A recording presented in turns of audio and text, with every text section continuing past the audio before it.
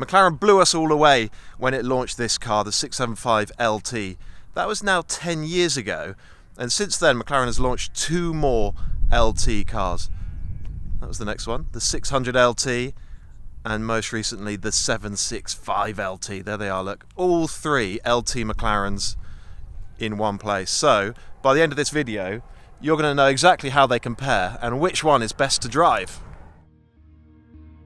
LT in McLaren speak stands for long tail, a reference to the final road and racing versions of the McLaren F1, which did have dramatically extended bodywork. These cars don't have long tails, apart from slightly extended rear spoilers, but at least LT as a super high performance sub-brand is unique to McLaren.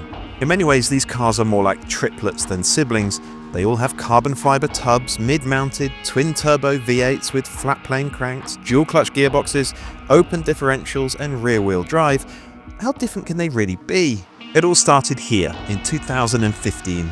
The 675 LT was based on the 650S, but the LT treatment was comprehensive.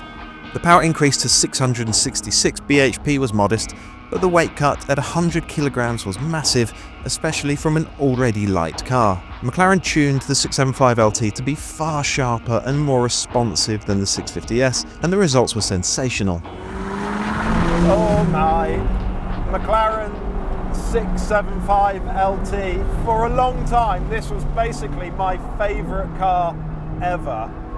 It's just magnificent. I love it. This was the one I was really looking forward to driving today, the original LT McLaren, because I drove them plenty when these were new 10 years ago, but it's been a while since I've had a go in one. Now the 675 LT was the first McLaren of the McLaren Automotive era that I really loved. I'd driven a load of the other cars, the MP4 12C, the 650S, and they were impressive, they were good cars. But they weren't really exciting cars. Now bear in mind, I didn't drive the P1 until a little bit later. And so when I did get in a 675 LT for the first time, I remember it clear as day. It was in Scotland on the North Coast 500. I was chasing Marino Franchitti, who was driving a 911 GT3 RS. And the two of us just ripped through Scotland for mile after mile after mile. And in that time, the McLaren just blew me away. It was amazing. It was impressive like the other McLarens. It was really fast. It handled really well, but it was exciting as well. It sounded good. It felt connected. It just had character. It had that character, that sense of connection that McLarens had lacked until then. And several years later, the 675, wow, it's every bit as good as I remembered it. Honestly, sometimes you misremember these things. Not with this one, it's gorgeous. It's quite a hardcore car, it's an LT McLaren, it's built for the track as much as anything. But the ride is wonderful, it's so smooth. The steering is brilliant. It's absolutely fantastic steering. The seating position I love. Your feet are so far forward. There's tons of grip and really, really good body control. It feels like the weight is all on the floor. And the car feels light as well, it is light. And so all of those things just mean this LT handles beautifully. It's so agile. The body control is so good, it's so responsive. Yeah, the chassis on this car is absolutely sublime. And then the engine. So for a long time, engines, or certainly throttle response, was the weakest part of any McLaren. It's not necessarily true these days, but that sort of slightly tardy throttle response is still very much alive with this car. And it is a factor, but as long as you've got 5,000 or 6,000 RPM dialed up, you're not worried about throttle response at all. And then you just hold on for dear life as it rips round past 8,000 RPM, and then between 5 and 8,000 RPM, 8,500 RPM. This thing is an absolute rocket ship. It's so fast. It's violent. It's like riding a rocket. It's the only way I can put it. It's like riding a rocket. It is amazing. It even sounds good. The dual clutch gearbox is rapid, really quick. Oh, the cracks that you get on the gear shifts. I adore this car. Is it still the best LT? Is it still the best McLaren? It might be, but we should at least give the other two cars a chance, shouldn't we? In 2018, when the 600 LT was new, I remember being just a little bit disappointed by it, not because it was inadequate. The thing is, the car that it was based on, the 570S, was already more exciting than the one the 675 LT was based on, the 650S. It was to me at least. So while the 675 LT was a sensation, the step up from 570S to 600 LT was not so great. But taken in isolation, the 600 LT was a brilliant little thing. 592 bhp gave it serious performance, and the weight saving was massive, close to 100 kilograms. So the second LT McLaren, the 600 LT. Now I've got memories of these cars as well. When they were brand new, I drove one all the way from Budapest to London in 2 days. It was something like 1,500 miles in 2 days. And the car I had no radio, no air conditioning, and this was the middle of summer. And it had those really thinly padded Senna carbon bucket seats. I think that was the most uncomfortable 2 days of my life. But when we got on some great alpine roads, oh, the thing was magical. So this is the baby LT, the least powerful one, the one that wasn't built to strictly limited numbers. They never said how many they built. Every other LT they have said. Now, before I let this thing off the leash, there's a few sort of quality and ergonomic points that I want to make about this car, because they can sort of erode your enjoyment of it. Things like the front axle lift is on an awkward stalk, just coming off the steering column. And when you want to lift the nose in a hurry, you come up to a speed bump, you've got cars behind you, you're fiddling with this stalk down here, never quite sure what you're supposed to be doing. Later McLarens just have a button. This is awkward, it should be straightforward. They fixed it, just not in time for this car. What else? There are a couple of sort of squeaks and rattles in here. When you've got the roof up, there's a whistle that comes from around about here, the top of the windscreen, and it just gets worse with speed. The armrest, it's not flat, it's at an angle like that, so it's actually uncomfortable to rest your arm on. I could go on. So there's quite a few things about this car that just sort of, when you're driving it, certainly in normal driving, you just go, why? Why is it like that? It doesn't need to be. But then you you stick it into sport handling, you stick it into track powertrain, and let it go. That's when you stop worrying about some of those slightly weird ergonomic things. What you notice first when you start pushing on, I think, is the way it sounds. And that's because the exhausts pop out the top of the engine cover. They don't go out the back, they come out the top. It's a really distinctive 600 LT thing. And it means you hear the sound of the engine so much more clearly. It's right there, but there's also this really lovely, rich timbre to the exhaust note, and then some cracks and pops on gear shifts as well. Next time someone tells you turbo engines don't sound good, tell them to drive a 600 LT. So just like the 675 LT, this one's got a beautiful seating position, the steering wheel all the way out to meet you, you're reclined in the bucket seat, your legs are high, your feet are high and well out in front of you. It's like a racing car seating position. And the steering wheel, there's nothing on it. Horn, that's the only button on the steering wheel. And then you have this really distinctive rocker switch for the gear shift paddles, so you can shift up or down on either side.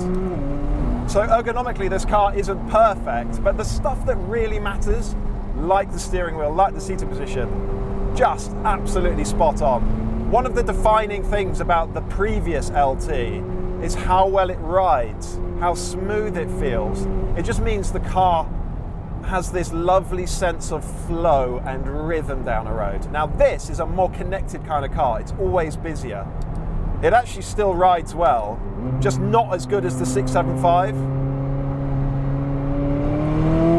And so it doesn't have that same sense of flow, but it does steer beautifully. It still feels light. It still feels like all the weight is really close to the ground.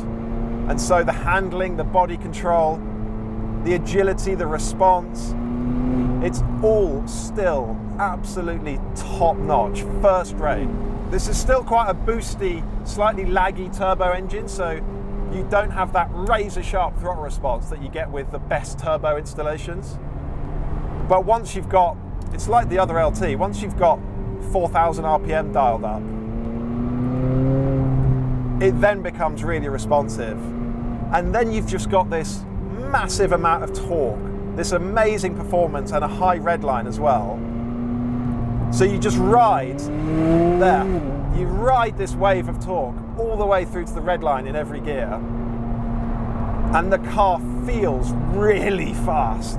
This is the baby LT, but there's nothing babyish about it in terms of performance. It's so quick, maybe not quite as violently accelerative as the 675, but my God, it's got plenty of performance. Fantastic brakes, really good traction in the dry at least. Yeah, it's so good. What I will say though is in normal driving, when you're just trying to get somewhere, the whole car fizzes and buzzes. You feel the surface of the road, you feel the engine vibrating. All that stuff is quite fun when you let rip across a mountain road. But the rest of the time, it can be quite tiresome. So these two earlier LTs, they have so much in common. They really do feel like close siblings. But what this car lacks compared to the previous one, as I said, is that sense of flow and rhythm, that smoothness in the ride. And I do miss it, having jumped out of the older car into this one. I do miss it. So let's see if it's alive and well in the latest LT, the 765. This video is proudly sponsored by car finance specialist JBR Capital. Now, we work with JBR Capital because we think they understand what it means to be a car enthusiast. Talk to JBR Capital today and you'll talk to an actual person who'll help you put together a finance package to suit your specific needs. There's no one-size-fits-all approach here. JBR Capital will consider offering a finance package on any car. So if you've been turned away by other car finance companies, you know where to go. High-end car finance is all JBR Capital does, meaning it understands the car market and car enthusiasts better than most. So before you finance your next sports car, supercar, classic car, even a brand new car, why not see what JBR Capital can do for you? Visit jbrcapital.com or click the link on screen, and this is the important bit, remember to tell them the Intercooler sent you. JBR Capital is authorized and regulated by the Financial Conduct Authority. The third and most recent LT is the fastest, meanest and most uncompromising of the lot. With 754 bhp, the 765 LT has far and away the best power to weight ratio here. Never mind supercars, this thing has hypercar performance. The weight cut is 80 kilograms, meaningful but less than the others. That's not because McLaren got lazy, it's because the base model, the 720S, was already so extensively lightweighted. So to the daddy of LTs, from the baby to the daddy, the 765 LT, comfortably the most powerful LT, the fastest, I think the most serious. This feels like a different sort of car. It actually feels like another thing altogether. It immediately feels angrier, more serious. purposeful.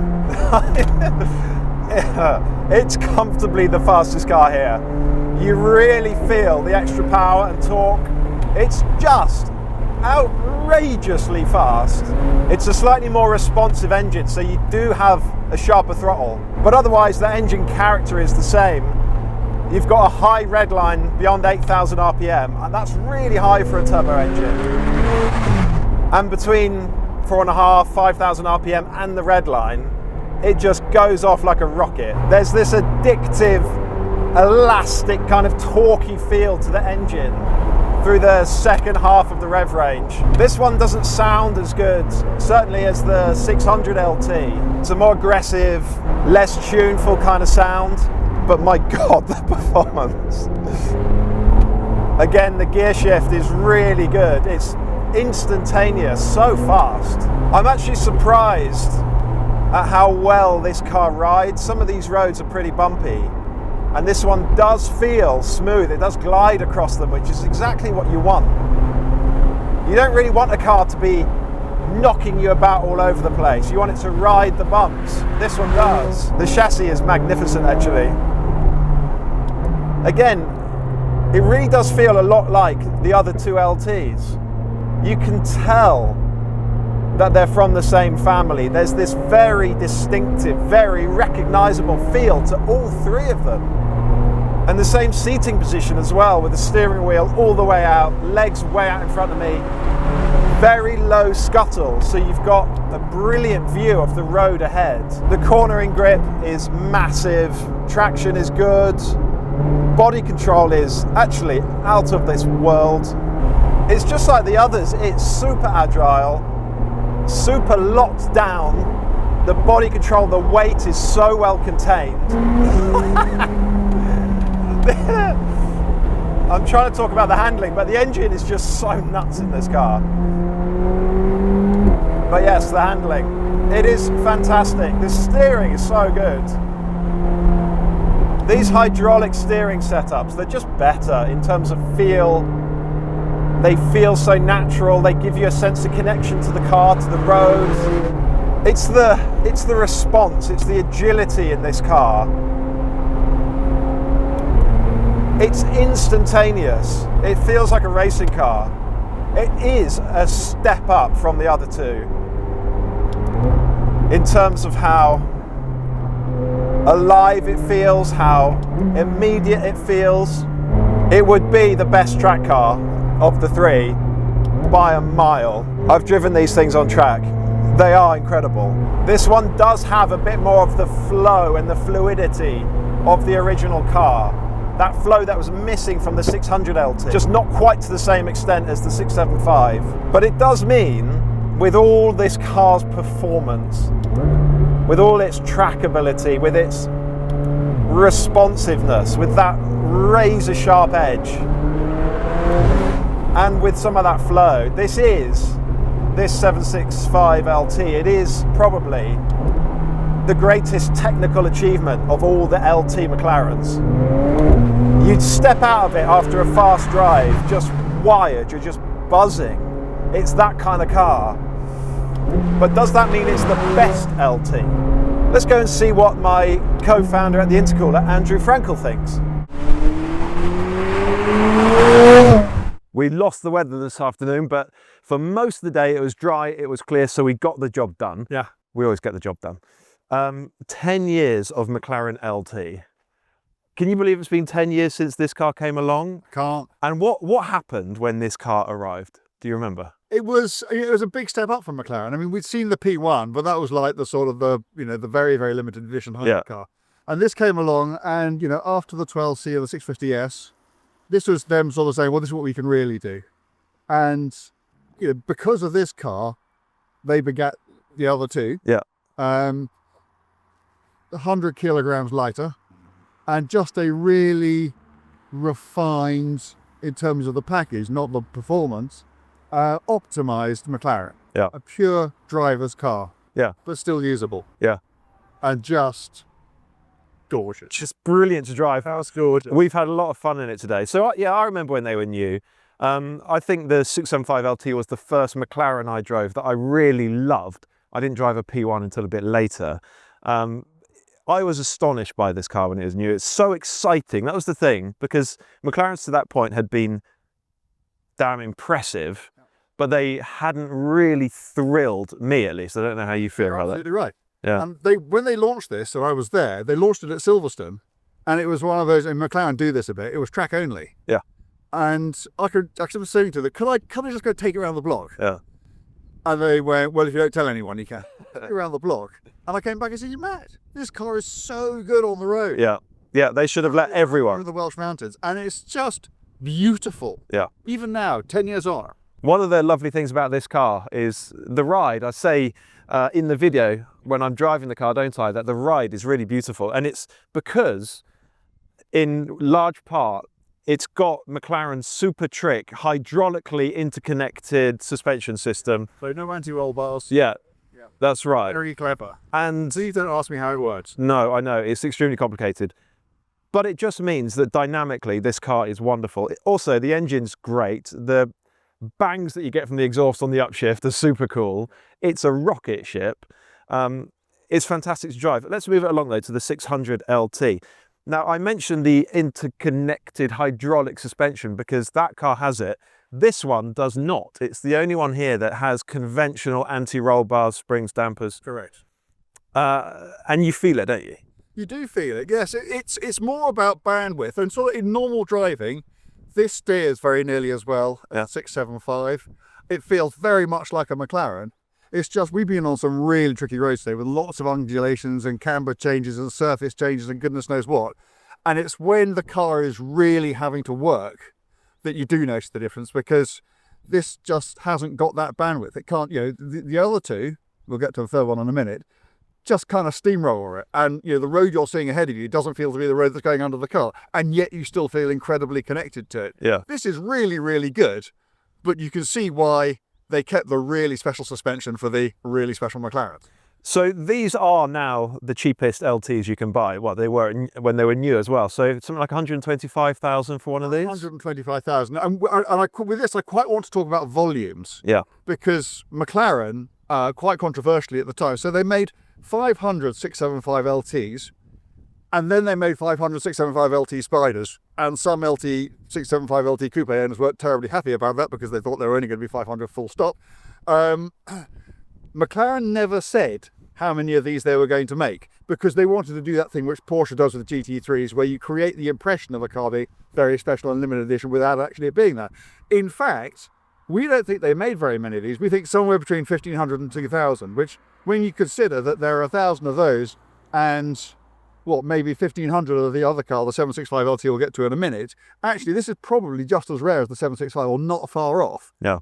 But of course it's got this reputation for being the one they made loads of, which they didn't. And that has hurt values. It has, although, £120,000, I still think that's pretty good. Yeah, it is a great car. Not as good as that though. It's not as good to drive as this one. It's not as fast, but it is still quick. It still handles beautifully. The sound of the engine, I think it's the best sounding car here, probably because it's got those exhausts poking out the deck rather than out the back. So you really hear it, particularly with the roof off. Let's just talk about that, by the way. We've got the Spiders here. Yes. So there have only been 3 LT McLarens, but coupe and Spider versions of each. Right. For these purposes, it really doesn't matter that there's a Spiders. Because they're carbon cars, yeah. Which means they don't need strengthening, which means you don't have to add huge amounts of weight to get rid of the floppiness that they don't have. So I don't, it's about 30, 40 kilos, for what the roof adds, but it's not much that, you'd need them both side by side on a racetrack to be able to tell the difference. Yeah. For these purposes, it doesn't matter that they're Spiders. Yeah. So does this feel in any way like the poor relation next to the other two? Slightly. A little bit. Very slightly, but it's, even the 675 is, half as much again in terms of price. So I guess you're getting what you pay for. Yeah. But at the same time, if what you want is a very special McLaren and the most affordable of the special McLarens, 600 LTs where it at. You told me earlier today that the 675 LT, you can pick them up for about 180. 180. I think that's the bargain of the century. Absolutely the bargain. I don't think they're going. That's amazing. No, they're going up. It's the rarest of the 3 cars we've got here. Yeah. To me, it's the prettiest. Yeah. And to drive, well, I mean, I think you could certainly argue it. Absolutely, you could. Yeah. So I think that's this might be the cheapest, but the value is in the 675, isn't it? So the most recent LT is the 765 LT. It is the most outlandish looking. I mean, in this black, not quite black paintwork, it looks like the Batmobile, doesn't it? It is an amazing looking car though. Yeah.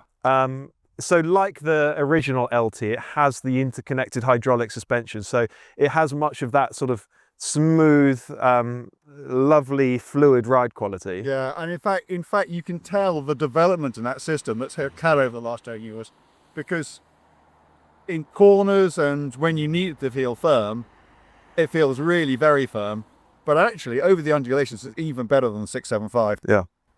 So it's even that system, which was amazing when it first came out, has been developed and developed. Yeah. And you can see where the progress has been. But this is one of those cars that there's never ever a moment when you're thinking to yourself, I want to go faster than this. Almost all the time, you're only using a fraction of the performance. Yeah. It's, you could probably get yourself into quite a bit of trouble, couldn't you? Oh, I'm sure you could. Its ability to accrue speed and to make it feel so easy. It's an absolute weapon, this car. I want to know which one you would take home, given the choice. I think you seem to be leaning towards this. No. Okay, it's not the 600 LT. No, sorry. No, it's the 675. It is, isn't it? It's the 675, only just because if I was on a track, This, yeah. no question at all. Yeah. And in terms of money, then clearly the 600 is the most affordable of them. But for the all-round experience, and because it's rare, and because it's the most beautiful, I think it's the one that ticks the most boxes. Yeah. I loved them when they were new. This is 10 years ago or something, and I haven't driven one for several years, and I was a little bit apprehensive because sometimes you misremember what a car was like or what an experience was like. That has totally lived up to the memories that I had of that car. Yeah. I've loved it today. It is a gorgeous thing, and it leaps right back up to my, I don't know, maybe top 3 favourite cars of all time. It is. I completely agree. Yeah. Although there are bits of it, like the interior, which are looking a bit old. Bit dated now. To drive, it doesn't feel dated at all, does it? No. If they produce that now, you go, whoopee. Yeah, absolutely. Yeah. It's a phenomenal car. Okay, well, we need to go and find towels and try and dry off somewhere.